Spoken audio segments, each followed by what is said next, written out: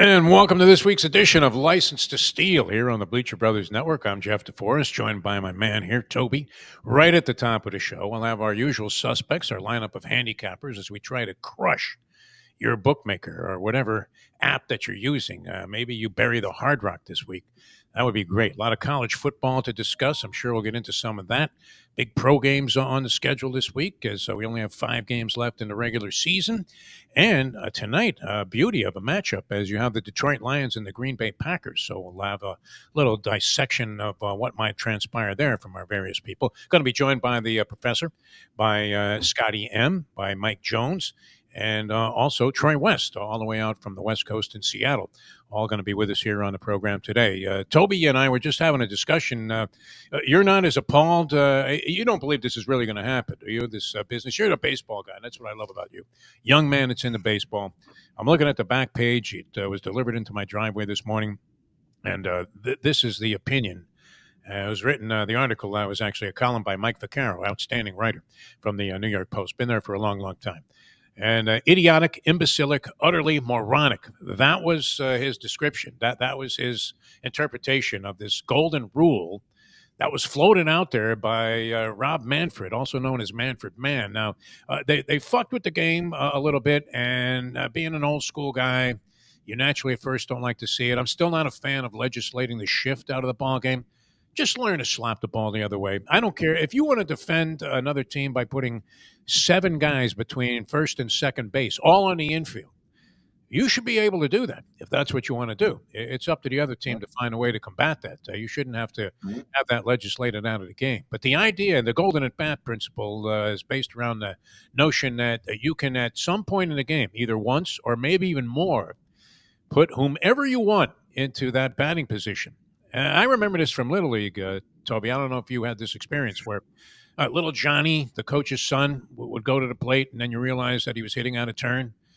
And the father would be berating him to the point where his mother had to take him home in the car in tears. And the game, of course, immediately was under protest, and it was an automatic out. It was an absurdity to think that you would bat out of turn. But this is what Manfred is implying.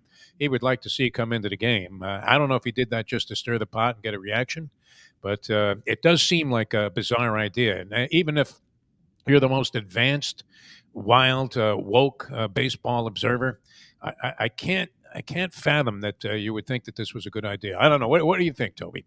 I don't think it'll ever come to pass. I don't think it'll get much further than the speculation and the outrage that's being expressed by virtually every baseball fan that's taken a look at it. Yeah, no, I agree with you. I think it's an awful idea for the game. I think, we talked about this before the show. It takes away opportunities from these guys that are lesser known by, maybe not the most casual baseball watcher. When they come up in a big postseason at bat, this is not going to be, I'm trying to think of some names like the Travis Ishikawas on the Giants to hit a home run to send them to the World Series, or just, any Tommy Edman being the NLCS MVP, or just takes big moments away from those guys. So I don't think it's going to happen. I think the league is not going to let it happen. I just think it was Manfred trying to be Manfred and make some headlines. But like we talked about before, I'd rather see that auto ball and strike system make its way into the actual majors first. Then we can start talking about these weird, rules to improve the general viewing pleasure of the game. I don't know that they need to do much more, but this would be an absurdity. As I mentioned, Bucky fucking Dent would have never happened. You think they would have brought him up to the plate to face Mike Torres in that spot? The Yankees, if they had a chance to hit almost anybody else? Of course not. So some of baseball's most dramatic and marvelous and enchanting moments would have never taken place if this rule was in the books. And if you're a professional baseball player, I don't care if you're batting $190. You should be capable of doing something in the spot that you occupy in a lineup and make something happen. But it does seem like an absurdity. The other thing, too, and if you wanted to make some money, I guess would have felt pretty comfortable, huh, if you had the Heat laying 3.5 last night against the Los Angeles Lakers, who had just gotten clobbered, annihilated in their previous game, losing by 30 points, I guess. And LeBron James coming to town. If you don't think that Pat Riley, at 80 years old, as we discussed with Eric Reed on the Conversation Show, was reveling in burying LeBron James and the Lakers last night, then you're kidding yourself, especially after that hideous incident in Las Vegas where LeBron James was supposed to meet with Pat Riley, and instead he stiffs him and leaves Riley sitting next to some lady at the circus slot machines. One of those women that has the lipstick smeared all over her face there, and ashes dangling from a cigarette that she hasn't stuck in her mouth for the last half hour. And there's Pat Riley, the distinguished Pat Riley.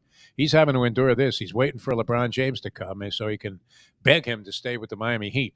And instead, LeBron is off somewhere else, taking in a show, and leaves Riley at the altar. I would imagine that he had just a great time celebrating. I can't imagine what time Riley got home from drinking last night after watching the Lakers win that game by 40 points. We welcome into the show, and this is a big weekend of college football. And we'll get our game rolling right here with the professor. We start out with the professor. Thank you, Toby, for getting us going here. Professor, you have to be excited. I know it hasn't been the greatest year of picking games. I don't know how you're. It's been the worst year. All right, so it's been pretty shitty, but there's no doubt about it. But you do have the conference championship games. We had recommended, we were talking last Tuesday on one of our shows about the possibility of taking the Miami Hurricanes at 8-1 to make the college football playoff. Not looking very good, is that? Wow, I mean, not even an hour passed, and they made the announcement that they were fucked on the. Is there still Saban metrics in play here, even though he's no longer at Alabama? They're out. What did you think about that? I wish there were Saban metrics because he's been all over Twitter arguing for Miami for like 2 weeks, but no, Miami's chances are done. Certainly represents a change of heart on the part of Nick Saban, who was loudly and very vociferously campaigning for Alabama to be in the playoffs last year over Florida State. Well, he's not the coach of Alabama anymore, so that probably plays some impact into the decision. His objectivity. Before we get into the, I was actually wondering if this was all a move because Nick Saban and maybe Mrs. Nick Saban wanted to move back to South Florida, where they know they are not currently socially very welcome. And he was trying to get back into the good graces, perhaps. Imagine it. I mean, the justification that Mrs. Saban wanted to move to Tuscaloosa because she didn't really care for what was going on here in South Florida. Kind of a bizarre choice of geographic locations to spend the rest of your life, or at least a good portion of it, as Saban was there for a lot of years. So do you think it was justified? I mean, you're going to have one ACC team get in there. In all likelihood, there was speculation they may get as many as 3. What level of fairness do you think was involved? I look, I don't know fairness. I can't speak to it. There are certainly cases in both directions. I will tell you, I am a lifelong Miami fan, back to the Howard Schnellenberger days. I don't think this team deserves to be in the playoffs. They haven't looked like a playoff team really since the beginning of October. The defense has not performed at that kind of level. The defense, let's be honest, has been miserable for like a month and a half. And my guess is if they were to have gotten in as that last at-large spot, they'd probably get their ass kicked in the first round. So I have really very little problem given the resume of Miami being left out. Now, if you want to get into the does SMU lose the ACC title game scenario, I think it's a little different. I would probably argue for SMU, but let's live in reality. It doesn't matter. I mean, we saw last year when they just threw everything out and said, screw it, Florida State does not go in. They were telling you, it doesn't matter how big the playoff gets. 12 teams, 16 teams, 32 teams, 64, whatever the number is, that last spot is going for one more SEC team. It doesn't really matter. Any number, any scenario of playoffs, any system that we supposedly designed, that last spot, we're always going to want it to be one extra SEC team. And that's where we're at. And that's just the reality of college football. The crying, the fetching, the moaning then on the part of the University of Miami fans, which I am, of course, I had a great attachment to the program for many, many years, going all the way back to when I first arrived in town and met the great Howard Schnellenberger. And he was telling people at a press conference I attended, one of the first things I covered down there as a member of the media, what was a 1982 press conference with Howard Schnellenberger. And I still distinctly remember him standing, and the press conference was capable of being held because there was so little media attention down here being paid to any of the sports except for the Miami Dolphins.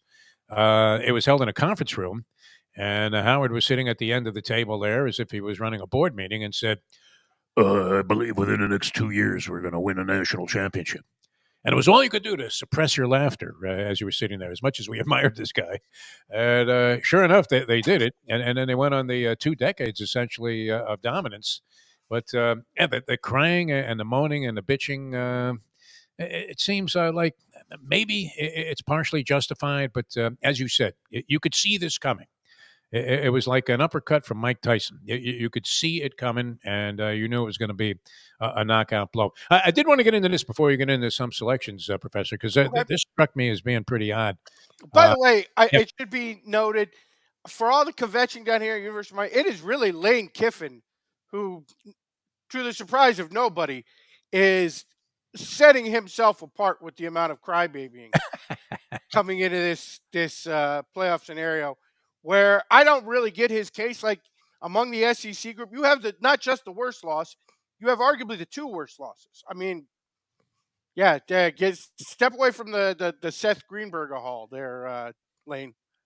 Yeah, doing some significant crying about this. And look, no matter where you make the cutoff line, as people have been speculating about, talking about for years and years and years, you're going to get a complaint somewhere. Somebody's going to feel like they got hosed or they got jobbed. And the argument was always for the expansion of the playoff system. Better to have somebody who's crying about being the 13th team than somebody who lost out because they were the third team when they used to just have the national championship teams. I don't happen to agree with that argument on 4 and 12, but I understand where it's constructed from.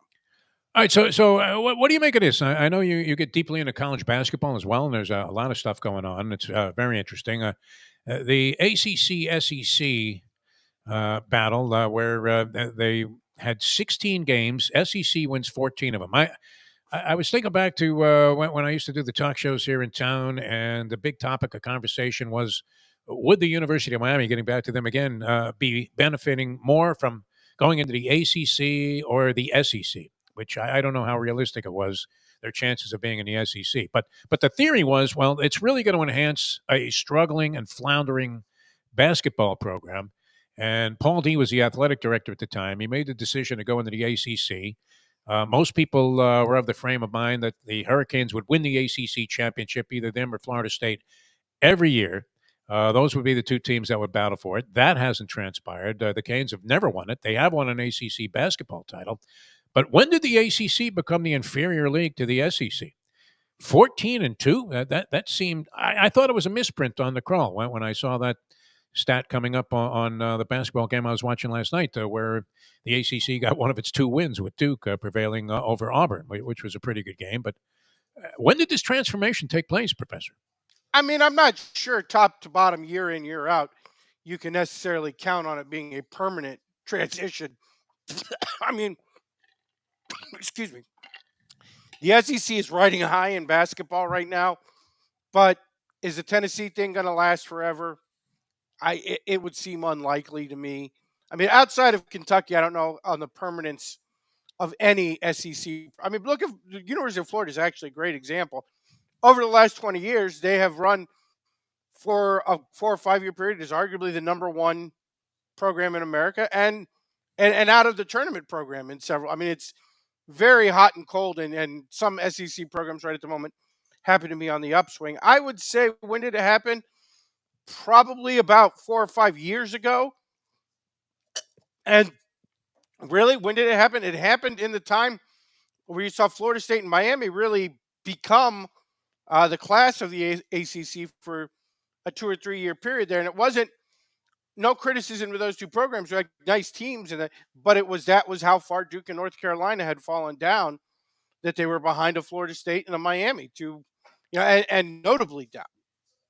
So again, really, that's when you look at the construct of the ACC. There's some programs in there that have had some. I mean, Wake Forest for years went on as a very solid basketball program that had some top 5 moments under Tim Duncan and then Chris Paul, but haven't managed to achieve that since the very unfortunate death of Skip Prosser some number of years ago. Haven't managed to bring that coach in who can bring that kind of consistency there. They're a good example program. NC State had a wonderful tournament run last year. Obviously, way back in the Jim Valvano days, was a power program, but has never managed to maintain that consistent level of success. So, again, with Duke and North Carolina down a little bit from their historical averages, the league wide is down. Was that an aberration that they dominated like they did in this ACC SEC confrontation? I would say yes. Yeah. I mean, 14-2 in any conference to conference matchups, kind of ridiculous. Although it's worth noting, before they started this ACC SEC thing, the SEC played a conference versus conference against the Big 12, which is a very highly thought of basketball conference, and they always did very well in it. So maybe for whatever reason, much like back in the day in the Big East, seemed to always play a little bit over its head in the Big East ACC challenge. Maybe the SEC just has a knack for these challenges, or take them a little bit more seriously necessarily than some of the ACC schools might. Might have been a nice score if you went all SEC. Managed to go 14-2 during the. I mean, I don't know what the covers were, but yeah. That'd be great. All right, we want to get into some selections. We have the conference championship games coming up. I don't know if I would imagine you're going to dive into that, and a lot of college football, more college basketball on the slate. Where's the professor going this week? We're going to talk since it is Thursday. We're going to talk. There is a basketball game tonight, but it's kind of a coin flip. Purdue and Penn State. I don't know exactly what Penn State is right at the moment. And after that nice win by Clemson the other night in that challenge, the Clemson win for Penn State looks pretty solid. So I'm going to pass on that one. There are, however, a bunch of college conference games we like. We're going to dive in right tomorrow night. I tell you, we're going to eat a lot of chalk this weekend because both on Friday night, we like both the favorites. Tulane coming in 5 against Army. That is the AAC championship game. It has been played in New York, so you have to watch weather factors here. Currently, we're showing Tulane laying 5. Tulane, I think people are a little worried about that loss last week to Memphis, but if you watch it, they didn't seem to play with a lot of motivation once they were already in the conference title game, and Memphis attacked them with a balanced offense. Army will obviously not do that. Tulane's actually really good against the run. Showed it in a near upset of Kansas State earlier in the country. And you look at their defense, 34th in the country against the rush, 21st in the country against the pass, and bring a good passing game on their own, which Army obviously, you go back a couple weeks to Notre Dame, had a lot of trouble dealing with, and showed some trouble against UTSA defensively last week. So we'll take Tulane there. Boise and UNLV, real simple spot here, -4. Boise won by 5 at UNLV early in the year.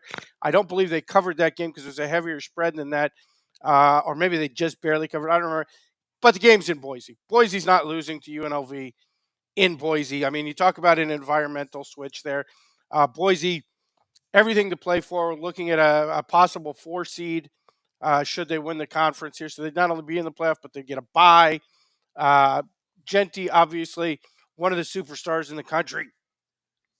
I like what UNLV has done this year, but it comes to an end in Boise. As you know, many dreams go to die in Boise. All right, so we got 2 in the books here. Going with Tulane laying 5, Boise State laying 4. What else you have, Professor? Texas laying 2.5 to Georgia in the SEC title game. After Georgia just beat the holy hell out of them in Texas earlier this year. I don't understand this line. I don't understand what anybody's thinking. Georgia does have the motivation to play for. They would like the higher seed. They know they could tumble their way into a tough matchup in round 1. If they have Texas has the same motivation, but I don't think they're going to represent well in the Georgia Dome, which is going to be a home game for the Bulldogs. It has been the last 4 or 5 times Georgia has showed up in that building. Georgia plus the 2.5 looks like a no-brainer spot to me there.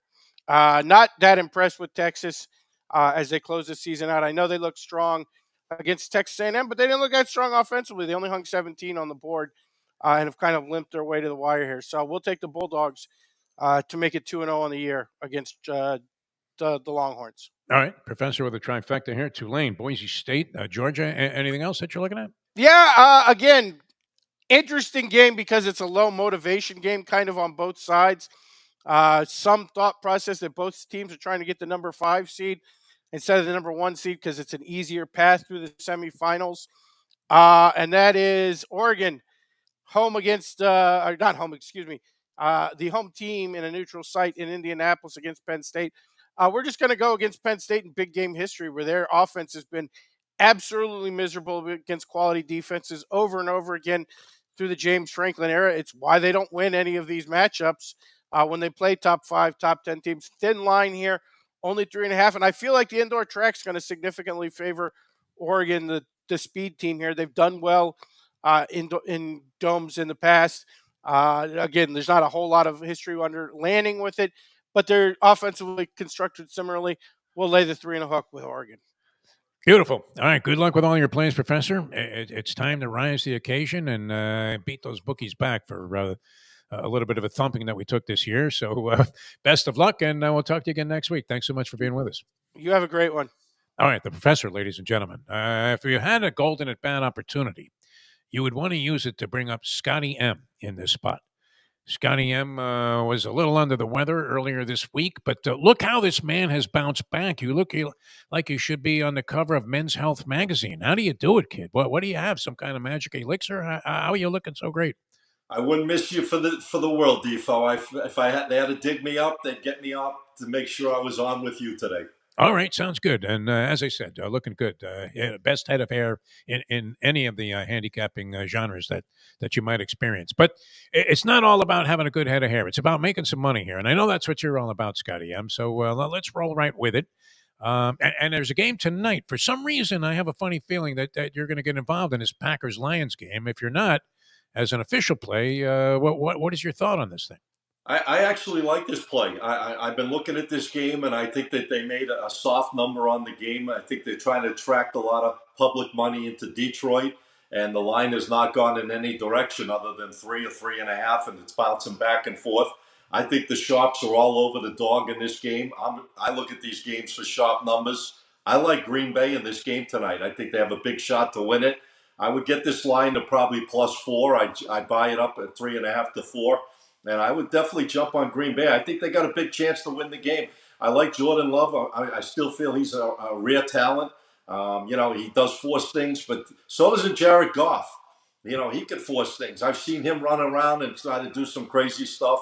And I think turnovers are going to be a key in this game that makes a deciding factor. And I just think for some reason that Detroit is going to not win this game tonight based on a lot of things I look at and numbers I look at. I think if Detroit was right, this game would have popped out at 4.5, right out of the gates. It never even came close to that. It came out at 3.5. Hasn't moved, the entire week. So I like the dog. I think the dog's barking in this game. I think the sharps are on the dog, and the public is on the favorite, like they always are on these special nights and these big matchups.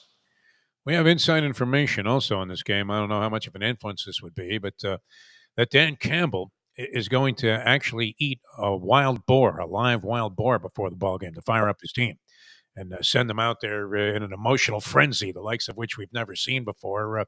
I'm kind of with you. I mean, and everybody I've talked to likes Green Bay in this spot. It's amazing that the line has remained pretty steady at 3.5, considering that if I've talked to 20 people about this ball game, 19 of them are all over Green Bay, and the other one was no opinion. So interesting that the public seems to be favoring Green Bay, and yet, as you said, the chalk is still flying like you were LeBron James coming out on the court there, just being thrown up in the air as the line has stayed pretty steady with Detroit 3.5-point favorites. They've lost a lot of bodies over the last several weeks, but we know they were able to survive Hutchinson going down early in the season. They made amends for that, but you can only do that so many times with the 53-man roster. They seem to be losing key components every week. Green Bay's missing a couple of their starters in tonight's game as well, but I was impressed with the way they handled the Miami Dolphins on Thanksgiving Day, and it looked like Detroit might be coming back to the pack a little bit. By all rights, if it wasn't for Matt Eberfluss standing right next to the official with 32 seconds to go and being unable to speak the words "timeout," they probably would have been tagged with their second loss this year. Well, Another thing, it's tough to beat the same team twice in your division, and Detroit did a nice manhandling job at Green Bay recently. I think they won 24-14 in that first matchup, but I think Green Bay learned a little bit from that matchup, and they've been playing much better since then.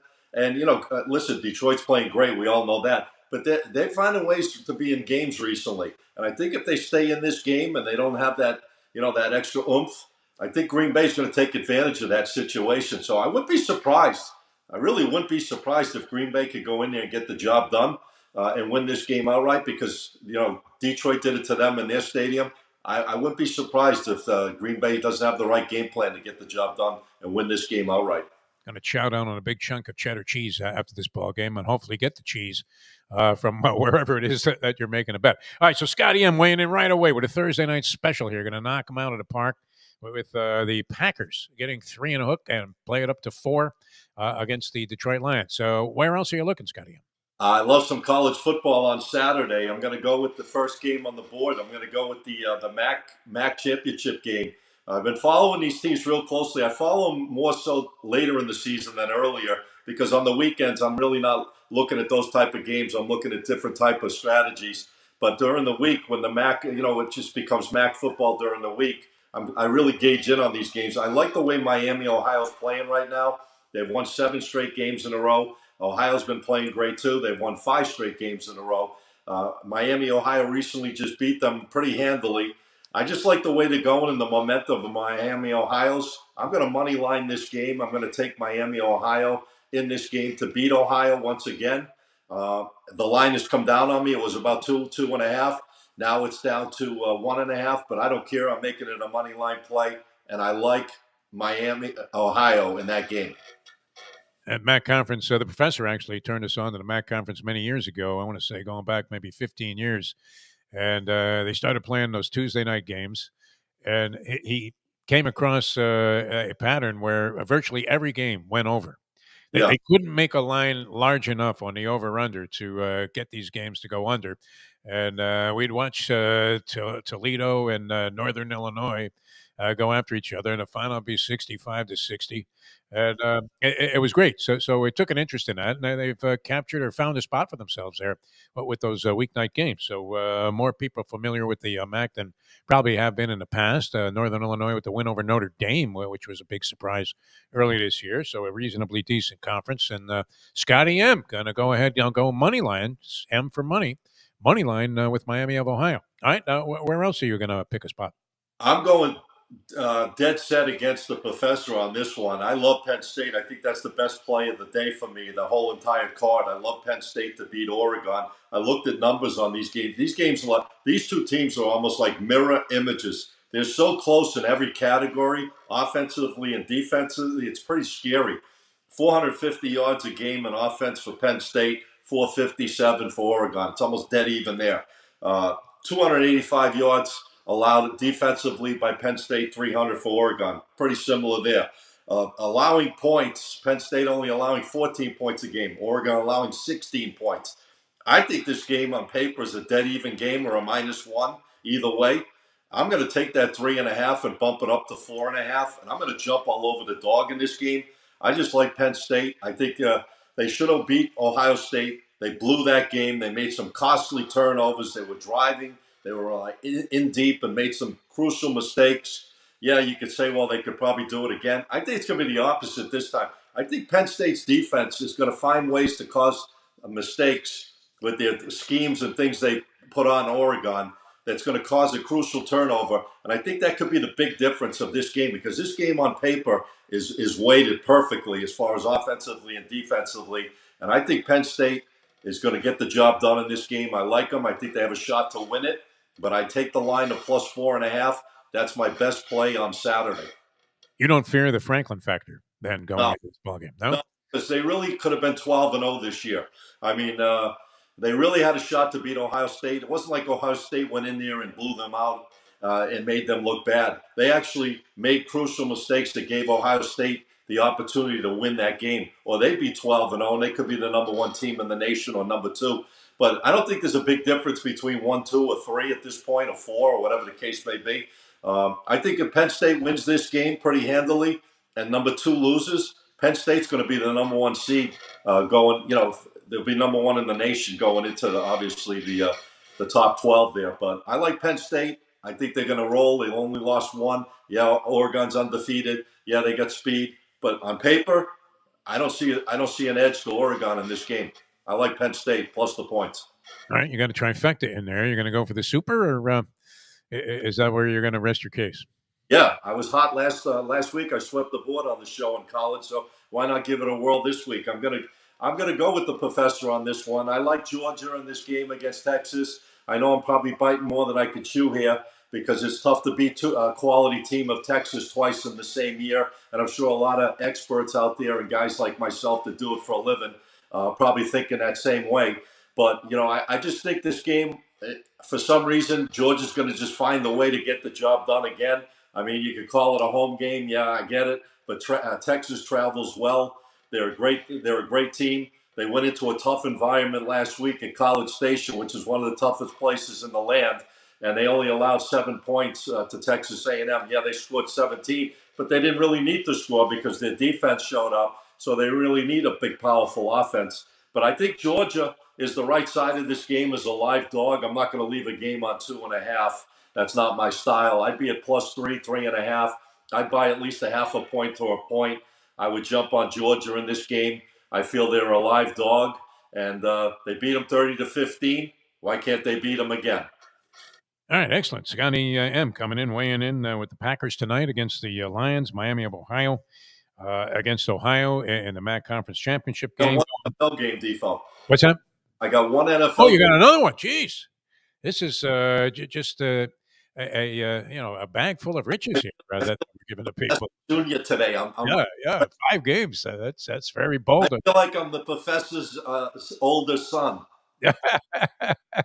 What else do you have, my friend? I'm ready to go, though. I love Seattle against Arizona on Sunday in the NFL as a live little dog. Here's a game that's very interesting to me. I took some notes, so I'm just going to go over. Seattle's 4-1 on the road this year. They seem, as Geno Smith, even as up and down he is, they find ways to win on the road, which is a pretty good sign. 4-1. They won their last 3 straight games in a row. Arizona lost a brutal game last week. That might take a little starch out of them. They will lead that whole game against Minnesota. I actually had them in that game. +4 is a big play. And thank God they only lost by 1 at the end, so it didn't matter. I got the job done. But I don't know. I think right now Seattle is focused. They're moving in the right direction. They won 3 straight games in a row. They play great on the road. These teams, talk about teams that are equal. Offensively, 362 yards a game for Seattle, 358 for Arizona. The defense is 355 for Seattle, 352 defense per game for Arizona. 22 points a game. Both teams average the same amount of points per game, the same exact numbers, and they're both allowing the same amount of points per game, exactly at 22. So it's like a dead heat when you hit the line. They gotta separate it by a photo finish. So I'll take the 2.5. I'll buy it up to 3. I think it's a live dog. I like the way they play on the road. Edge to Seattle in this one. Having lost virtually every photo finish of any significance in my lifetime at the racetrack, I can feel that kind of pain. But you're saying we might get home here by a nose hair. And you like Seattle. Tough bunch of guys on that Seattle Seahawks team. They really compete. That's one thing I like about them. They may not be big household names or superstars or the kind of people that are players that people around the country are very familiar with, but they get out there and they compete, as they did against the Giants. I think they're rallying around Geno Smith a little bit because his job was probably on the line a little bit when they were flustering. All of a sudden, they've got a 3-game roll. Seems like they're picking up some good momentum. And they're playing great on the road. I mean, 4 out of 5 on the road. That's pretty damn good in the NFL. That was the Jets, not the Giants, but the New York team nonetheless. All right, Scotty M., where can people find your information, your stuff, and all of the things that you put out there? Yeah, absolutely. Check it all out, guys. You go to my Instagram page. That's the best way. You can DM me if you're interested in things we offer. I mean, we've been on a heater. Our free plays have been on fire. Everything's up there, free plays. You can shoot me a DM if you want to, talk to me about private service, whatever you're looking for. I'm here to help you and give you that winning edge. Official page is SM Sports Picks, Picks. That's it. All right, sounds good, my friend. Thanks so much. Glad you're feeling better. You look great, and best of luck. A five-bagger from Scotty M here on License to Well, have Steal. a good day. Appreciate it. All right. Speaking of Mike Jones and his New York Giants, which we had a big discussion about. Very nice. A couple of cocktails. Yeah. What, 2 nights ago there with Yes, we were. and Yes, we we were. had a good time. He showed me an amazing. I mean, if this app doesn't turn you into the next Steve Jobs, I don't know what will, because it was fascinating what you had developed. So we'll have more on that as time passes, and Sure. ends up being a big hit. How are you? I mean, you look good, my friend, and we're ready to go tonight. We actually, I'm glad you got the invite here. We're going to be having dinner at the Hard Rock with Johnny Chan. Mhm. Yeah, it'd be great. Now, if I take a picture with Johnny Chan, do I hold up pocket aces? I was going to say it's about the only chance you got to beat him. So you might as well. I still would lose. I mean, Yeah, right. He Chan's might is find a nice. way to get you. Big poker tournament at the Hard Rock, and he was one of the invited guests, celebrity guests. They brought in, and we're very fortunate tonight. Going to be getting together with legendary poker player Johnny Chan. But he, I don't think he picks games, and that's what we want to do. That's what we're all about here, Mike. Sounds good. I want to get your thought, and we talked earlier this morning on another show about this golden at bat. Is that just some mind filler that Manfred Mann threw out there, Rob Manfred, to get some attention? Because I mean, I don't know if it's great attention that he's bringing to baseball with this one. Yeah, this one is a little weird. You could bring a guy up when you want. None of it makes any sense. Get an extra bat for your better player down the stretch. Yeah, it's fun. Does it sell tickets? Possibly. I just think we're just worried about the game. They changed the shift. You can't use the shift. The runner on second in extra innings. Go back to the purest of baseball, but they're trying to save arms, trying to make the game more exciting. Everybody wants different, new things in these sports today. So, I don't know. I'm not a real fan. I talked to two real pure baseball guys after we talked. They aren't a fan, so we'll see if it gets traction. But people are throwing out ideas. Maybe they want to steal some attention away from the National Football League. That's the only thing I can think of. Keep people from leaving in the seventh inning too. Yeah, right. Yeah, exactly. 8-1, and they're still trying to sell some beer and stale hot dogs. Yeah. All right, let's get into some stuff here. I believe, as my notes would indicate, are you not getting involved in tonight's game as one of your selections? Yeah, I would just kind of pass. I just given out some information, I think, for the better and to the guys who listen to. Find this game to be very fascinating on the injury front. The 3 defensive linemen out for Detroit. Detroit gets 2 corners back. If I'm going to play this game, might be interested in a Josh Jacobs prop over rushing yards. I kind of lean a little bit Packers, but I see a lot of other things in this game that will kind of make it like just a great point of you saying that 20 people like Green Bay and the best cover team in the league is the Detroit. Kind of tough on a short week, but it's really not a short week because both teams have a full week because they both played last Thursday. So they're getting equal rest. So it's a very interesting game. I like Scotty's point about the division game and the revenge factor. I think those vary. I think if I had to place a play, I might play at the Packers over team total because I think once you get a game that's under and bad weather like they had in Green Bay the first time, teams adjust. The offenses step up a little bit, find a little weakness in the film. Defenses get content analyzing it, that we think what worked last time might work this time. Some different wrinkles might benefit the offense in this game. So that's kind of the way I look at it. All right, leaning towards Green Bay, the Green Bay Packers in this one. All right, let's take a look at some of your plays, your official plays for this week on License to Steal. Okay, the games we haven't heard much about, but I'm going to bring up the ACC Championship. One of the more fascinating points of these championship games in the 4 big conferences is that all the teams that technically won the regular season conferences were all teams that are out of conference. Oregon wins from the Pac-12, wins the Big Ten. Arizona State from the Pac-12 wins the Big 12. You got SMU as an AAC team, not even a Power 5 technically, goes in and wins the ACC. And Texas, look at the Texas. Everybody said the big bad SEC and they win it. So I'm going to go against some of the norms here and play 1-1 each way. I'm going to take Clemson, and here's the reason why. I think they catch a break after losing to South Carolina, and they all of a sudden turn on the TV and see the Miami debacle, blowing a game to Syracuse and get the gift to come in the tournament. I think they are battle-tested, playing these big games.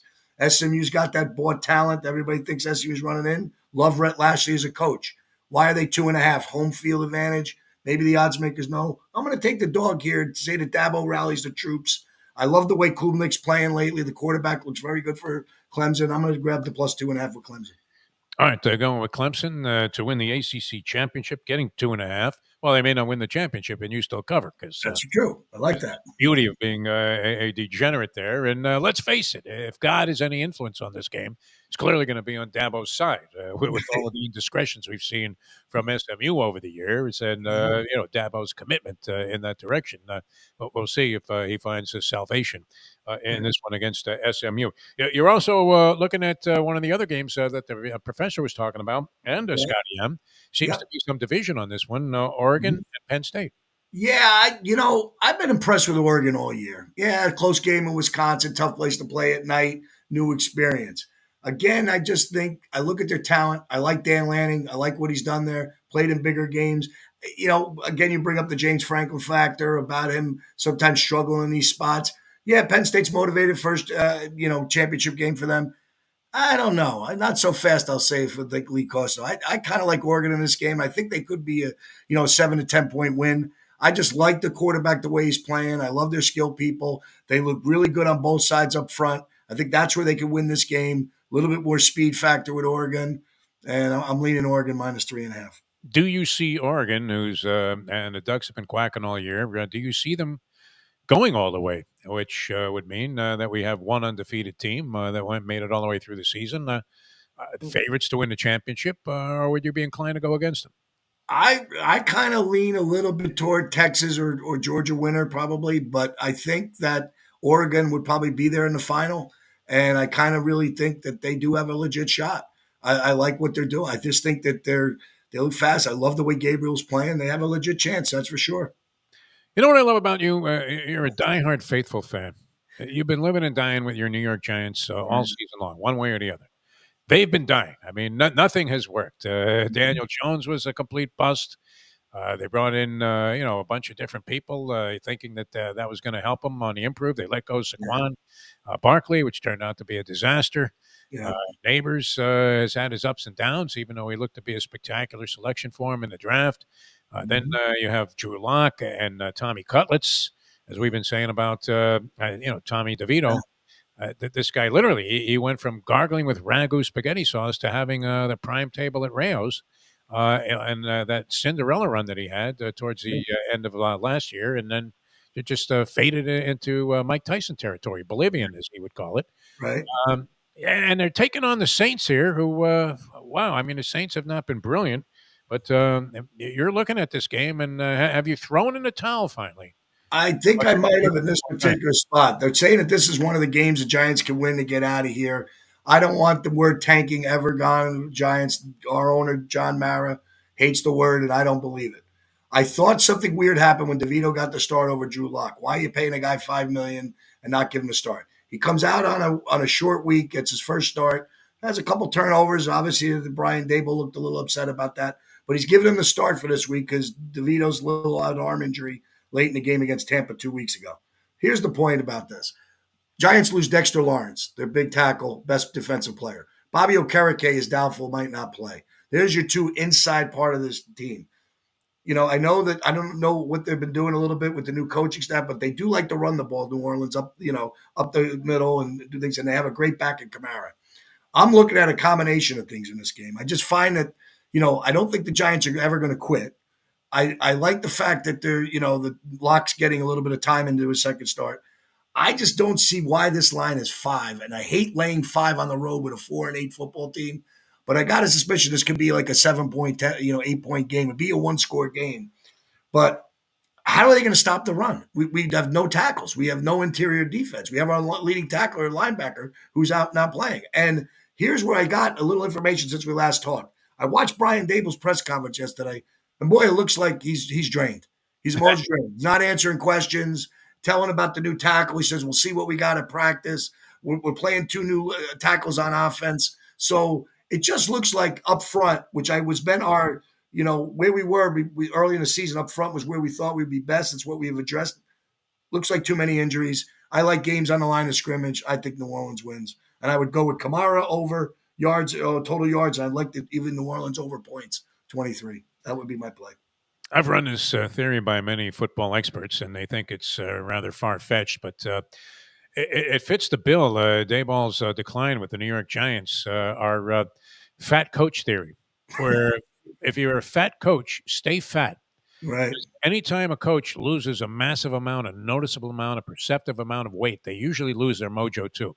Happened to Yeah. Rex Ryan. He loses a bunch of weight. All of a sudden, he can't find the winner's circle week in and week out. Yeah. Happened to Tony Sperano. Was the coach here with the Miami Dolphins, has a great season. He's fat as a pig. He loses the weight. Next thing you know, he's an offensive coordinator for the Jets, one of the worst casting of a coach in any role that we've ever seen in any sport, and unfortunately passed away at an early age. But nonetheless, we don't wish death on anybody. But as soon as he lost all that weight, he essentially had put himself in a coffin as a career goes. So and Dayball, I mean, lost all this weight. Next thing you know, he's got 2 wins and a Yeah. team that can't get out of its own way. It's incredible. Yeah. The only one's happy is his wife. She's about the only one happy with this whole his loss. And who knows if that's even true? Maybe she liked That's it. right. He couldn't function. Oh boy. All right, your picks are available to people. Yeah. And We're on the Big Gunner podcast talking New York Giant football plus free picks. You can come on. We've been doing pretty well. We're at around 60% in the last 3 or 4 weeks. Picksforprofits.com, where we give you one game, weekly game, and give you a best bet. We might have one this week. We're not sure yet. We don't want to give you money back. And but the Big Gunner podcast is where we're at with free play and Giant talk and anything else that comes to mind. Would you be willing to go tonight, heads up with Johnny Chan, to see who pays the check? Oof.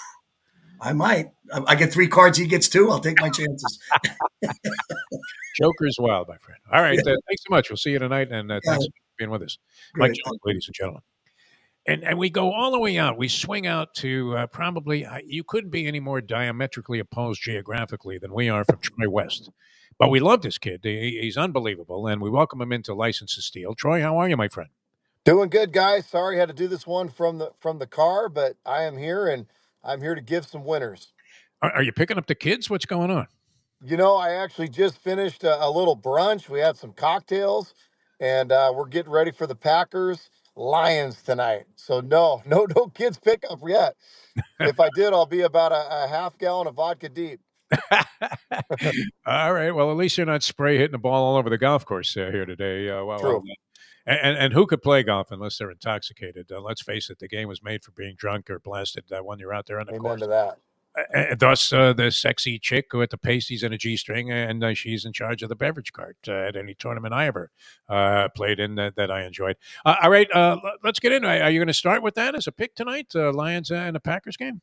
Let's do it. I like the Packers a lot tonight. I know they're getting 3.5. This team's starting to play better football. Jordan Love took them a little bit to knock off the rust coming back from injury. This team's getting healthy at the right time. They're playing good on both sides of the ball. The Detroit Lions, they looked horrendous last week against the Bears on Thanksgiving. Really should have lost that game. The second half, they did not look good. Their defense is banged up beyond repair, in my opinion. I know the place will be rocking. I know there's a lot on the line tonight. I do realize the Lions are one of the best teams, if not the best team in football, but it's not a good spot for them tonight. Give me the Packers plus the points on Thursday Night Football tonight. Yeah, that seems to be the MO of almost everybody we've talked to about this game. They are all in line with the Green Bay Packers, and yet somehow that line has stayed very set. I mean, cemented in there at like 3.5, which is a little bit curious. Lions with the home field advantage. You would accord them 3 points in normal situations just for that. But I'm surprised with all the people I've talked to and we've talked to here on the show and other shows that I've done. Almost everybody's on the Packers bandwagon, and yet the line has not budged. Since it first came out early this week. All right, so we're going to go with the Packers tonight over the Lions. What else are you looking at, Trey West? Yeah, we're going Friday. We're going to the Mountain West Championship where UNLV is getting 4. A lot of people, I think the public's going to be all over Boise State in this game. UNLV is starting to play better. They did lose to Boise State earlier in the year, but this is a good UNLV team, well balanced. They can play defense. They're good at the rushing attack. They are going to keep this game close. This is going to be a dynamite football game. Not a lot of people giving this game a lot of credit. Boise State's got a lot of pressure on them. If they lose that game tomorrow, likely out of the playoff. Give me UNLV plus 4 tomorrow. Not sure they win the game, but I think it's a 3-point game. 31-28, one way or the other. Give me UNLV plus 4 tomorrow night. All right, going with the running Rebels against Boise State in a tough spot. There is they'll be playing what on the road in that ball game, and there've been some discrepancies among our handicappers as to which way that was going to go. And you have another one because you're always good with the trifecta picks. The trifecta, yeah, Monday Night Football. So we're spread out Thursday all the way to Monday. Give me the Cincinnati Bengals. I've been really good when going against Dallas. This Dallas team, for some reason, people are all about getting back on the bandwagon after beating the New York Giants on Thanksgiving and then obviously beating the Commanders. I'm still not impressed with the way they're playing. Joe Burrow's been playing outstanding. This is life or death for the Bengals. I think their season's probably already over, but Joe Burrow's having an outstanding season. Cowboys secondary is banged up. They don't have the safeties to cover Jamar Chase or T. Higgins. Give me the Bengals -5 Monday Night Football. They win this one 31-17. I like the Bengals on Monday night. All right, going with the Bengals and Joe Burrow to try some way to salvage some dignity out of what's been a miserable season. I was talking with a guy earlier this morning. He had bet the Bengals under 10.5 wins, which they can achieve that number. So I guess he gets to line up right now and collect. Maybe we'll see him at the Hard Rock Hotel tonight when we're running by Johnny Chan. Any thoughts, Troy West, and what's been the sentiment of your many clients that you have? I don't know if you have chat lines or things of that nature where you get to communicate with these guys. Any thoughts on, and I remember years ago when there was a big debate, your area of the country, Washington and Miami, were competing for the national Yes. championship. This was back in the days when you had two polls, the coaches poll and the AP poll and the writers poll, and they split the national championship that year. Do you have any empathy or sympathy for the people in South Florida here that are crying their eyeballs out that somehow the University of Miami got shafted by being dropped to number 12, which we know that they're going to be eclipsed because there's a conference championship in the Big 12 that's going to knock them out from that 12th spot? Do you feel that they got fucked? Do you feel that they got hosed? Do you feel that they got jobbed by being surpassed by Alabama in those ratings? Yeah, I've seen some great memes, right? Alabama could have been a 6-loss team and they would have been gotten in. So, we remember last year, right? Florida Yes. State got jobbed at 12-0, and Alabama got in, right? So here we go again. I think it's a big deal. I really do. Do I think Alabama's the better football team? Yes. Do I think Alabama's favored on a neutral field? Yes. But at what point do records come into play? When you're both playing Power Five conferences. I mean, Miami, so they're at fault because they scheduled Florida and Florida wasn't good this year. I mean, you look at some of the wins that Miami has, not very impressive, but it's not like they scheduled a bunch of cupcakes. I mean, Alabama's playing Chattanooga at the end of the year, for God's sakes.